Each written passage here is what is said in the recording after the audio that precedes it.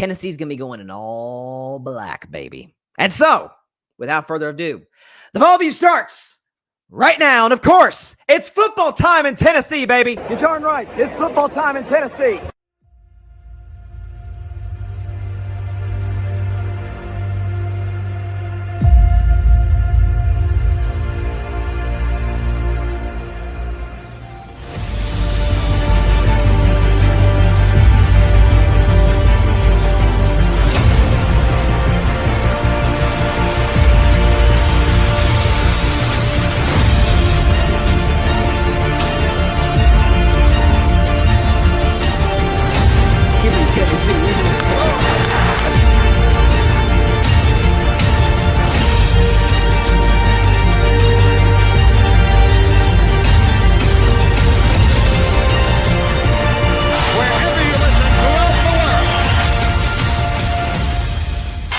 Football time in Tennessee.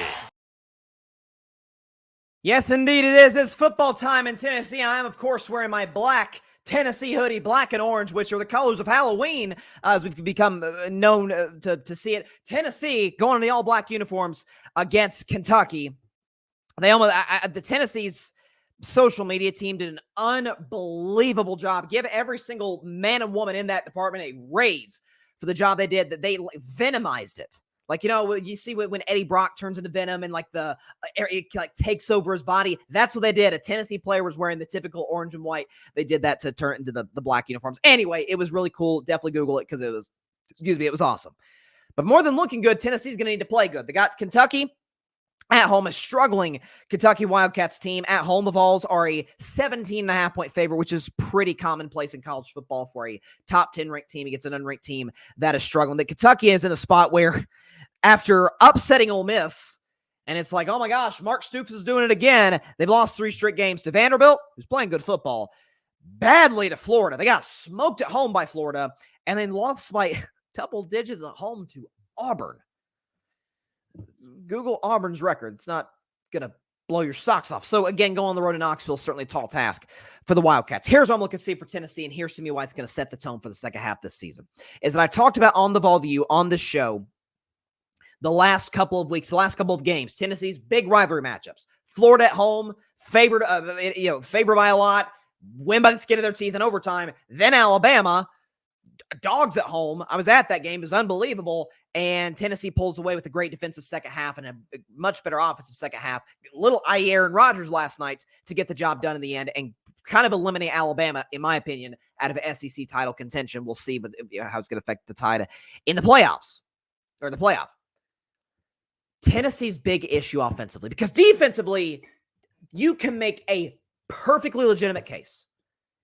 Tennessee, Georgia, who's the best defense in college football? Both have been unreal this season. Tennessee this season, folks. Okay, we're 7 games in. The Vols have yet to give up 20 points this season. Even in their loss to Arkansas, Razorbacks got 19. Tennessee has not given up 20 all season long. So defense has been unbelievable. James Pierce, one of, if not the best pass rushers in college football. Jermon McCoy, listen, I'm not going to sit up here and act like he's Travis Hunter. Jermon McCoy is a shutdown corner who any NFL team that drafts him is going to be very, very lucky to get this kid. He's special. Even despite the loss of Peely, the linebacker, Tennessee's in great shape defensively. Offensively, they can run the football the best of them. Dylan Sampson, I think he's about to break the single-season touchdown rushing record for Tennessee running backs, so shout out to him. The running game is great. The problem for the Vols offensively has been pretty darn simple. The deep ball's just not working.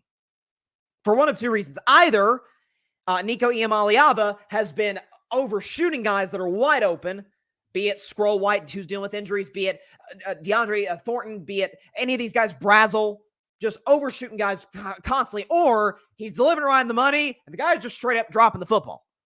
And so I said this after the Alabama game, that you survive the Alabama game, great. That is a gigantic win for the Vols, certainly for SEC title contention, if not for college football playoff contention.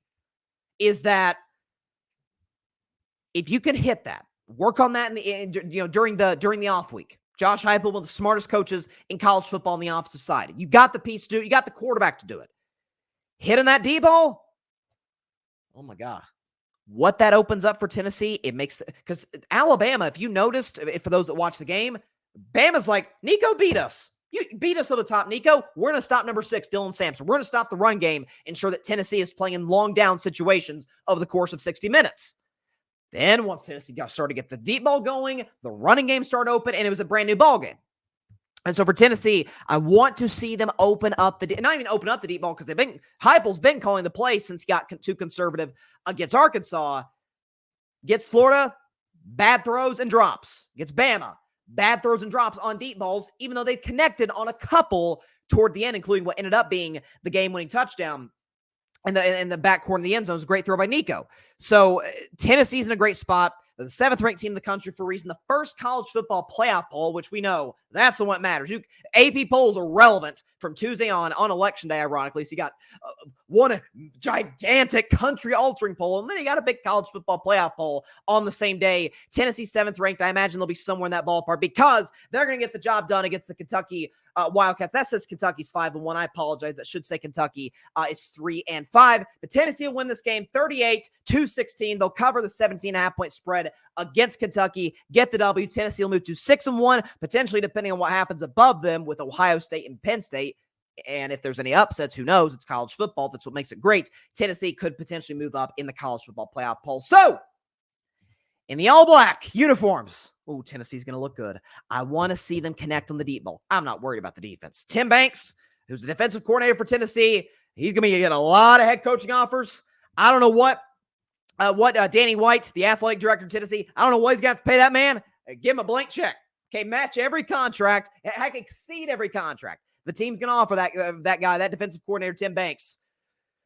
He's too darn valuable to that defense, which has been unbelievable. Kentucky will not score 20. That will continue Tennessee's streak. No 20-point games given up for the Vols this year, and they will get the W 38-16 over the Kentucky Wildcats. Get to 6-1, rather 7-1. I apologize.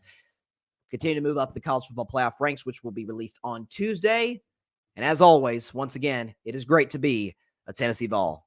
That is it for this week's edition of the Vol View. Thanks so much for watching the show on YouTube, and be sure to go click that big red subscribe button and check out the other clips and full shows from Carving It Up Live, as well as our other incredible content creators here on the Grid Network.